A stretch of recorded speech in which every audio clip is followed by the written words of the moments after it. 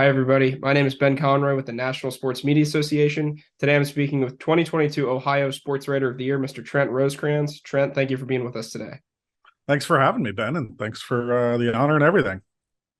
course. So my first question, I kind of wanted to start at the beginning, ask how you got your start in sports media, maybe your first job, and then take me along your career path to where you are today at The Athletic. Yeah, well, I guess it kind of starts with for a lot of us, it was when I wasn't a good enough baseball player to see myself in the major leagues in the future, and this was when I was about 9. So I was early scout. I had talent, or at least I had talent to see who didn't have talent, which was me. Um, and one of my best friends on that team ended up playing in the big leagues for parts of 5 seasons. So he had that talent I didn't pretty early. I went to school at the University of Georgia. Went to the school paper at one point. Said, "Hey, I like baseball," and started writing at the school paper, the Red and Black. And my senior year, I went over to the Athens Banner Herald and worked at the professional, the paper in town there, and was just kind of stringing for the first bit, and then the high school editor left in sometime in the fall of my senior year, and I ended up doing 35 hours a week as the high school guy, and then got hired full time the week of graduation. And that I ended up there. I was there for 5 years at the Banner Herald, and covered men's basketball as well. Helped out on football because we were all hands on deck on football, and did a little bit of everything in my time in Athens. And then how did you find your way from there to Ohio? Yeah, I I was fired at the Banner Herald. It's a long sword story, and we'll protect the names to protect the not so innocent, myself included in that. But good times. Was at the Decatur, Alabama Daily, covering Alabama. I lived in Tuscaloosa, which was about 2+ hours away. Um, and covering Alabama. That was the year that Northern Illinois came to Bryant-Denny Stadium and beat Alabama. So not exactly the Alabama football team that we think of today. I did that I worked for the Decatur paper for 8 months before there was an opening at the Cincinnati Post. Cincinnati Post no longer exists. And when I took the job in 2004, I was told that the Cincinnati Post probably wouldn't last past the end of the JOA with the Enquirer, which was December 31st, 2007.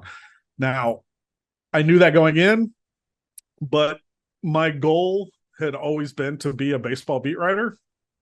To be a baseball beat writer, you need to be in a city where there is Major League Baseball. That was Cincinnati.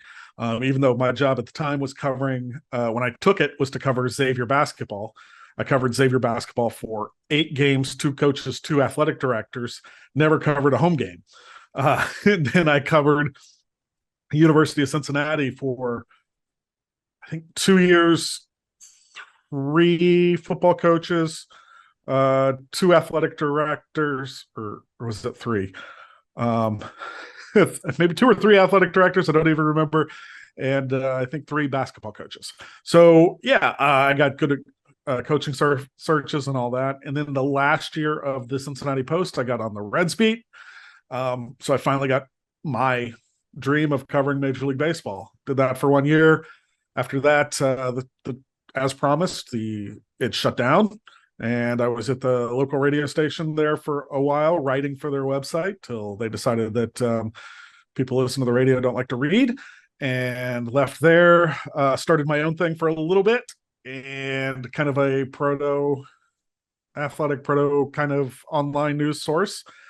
And then was at CBS Sports, went from CBS Sports to the Cincinnati Enquirer, and then from the Cincinnati Enquirer to the Athletic in 2018.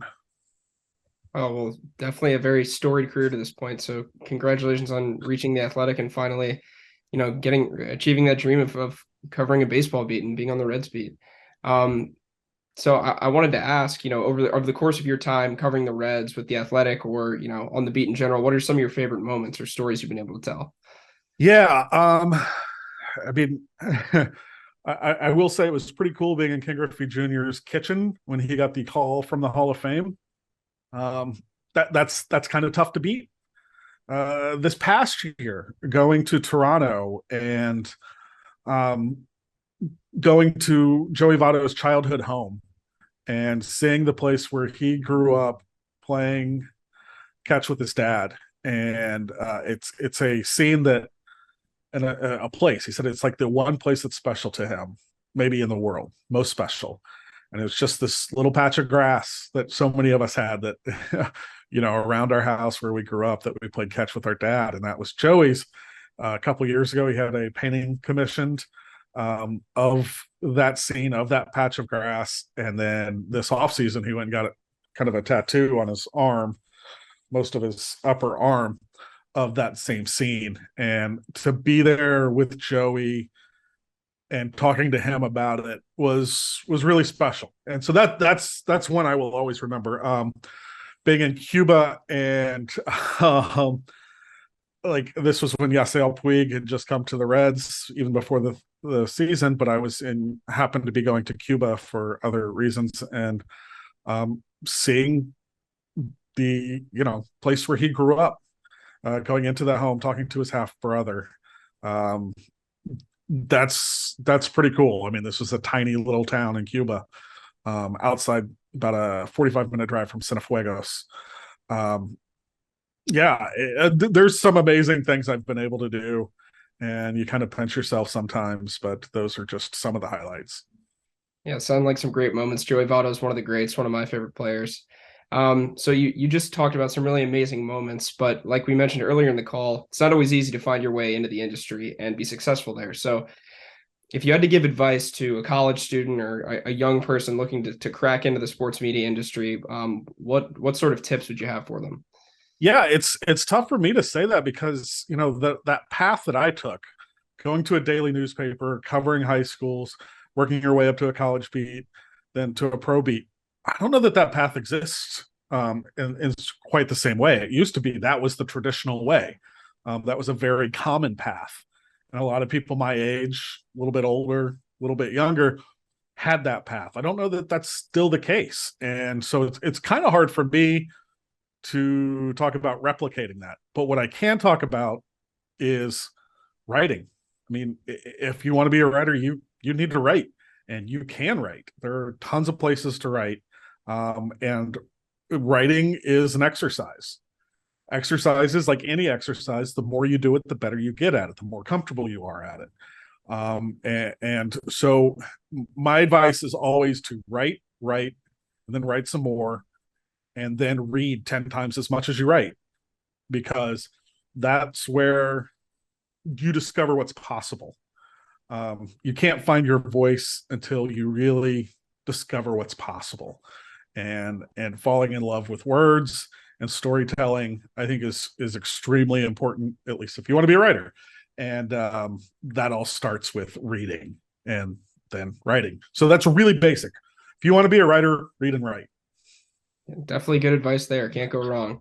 I mentioned this before we started recording, but I'm an Ohio native. I spent a lot of time in Cincinnati. So I was wondering, what's your favorite part about living the city, covering the team, just being around that environment?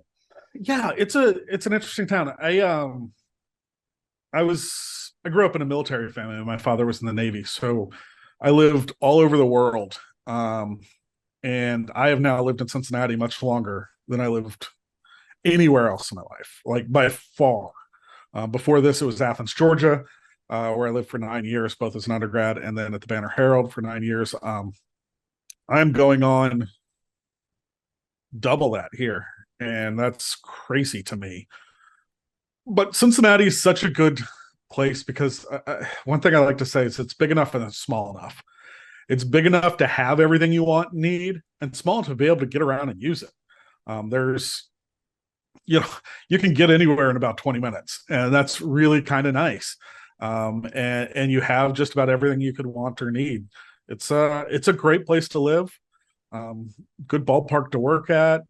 Good environment, good restaurants, good neighborhoods. I've fallen in love with Cincinnati. It's a place that I really enjoy, and I love this. I mean, I love the market and I love the town. It's welcomed me, and that's been great to make my home here. Yeah, definitely a really great place. I also wanted to ask just about this award in general. So you've talked about your career path and how much time you spent, perfecting your craft, working your way up. So what does it mean to have your work recognized with a state sportswriter of the year award, especially one that's, recognized by your peers in this way? Yeah, I think that's the biggest thing. I look at some of the other guys who've men and women who have won it, recently. When you talk about a Paul Daner, a Justin Williams, um, there's so many. Like when I went through the nominating process, I went through just so many different writers. Aaron Portzline, who covers the Blue Jackets for us, Zach covers the Indian or Guardians for us. So many great people that when I was nominated, I was kind of like, I feel bad about that because like I don't know that how I feel being there with Daner and Justin and Jay Morrison and all those guys. Um, so it's it's cliche to say it's an honor to be nominated, but it really is. And then to win, I won it before a couple of years back, and it's such a great event. I just had a blast, and really looking forward to it again because it is fun and is really cool to meet all the different people from around the country. And I'm looking forward to the ceremony, and it's just I don't know, it's just really neat to win it. I wish I could be more um, come up with better words, but you might have to ask a real writer.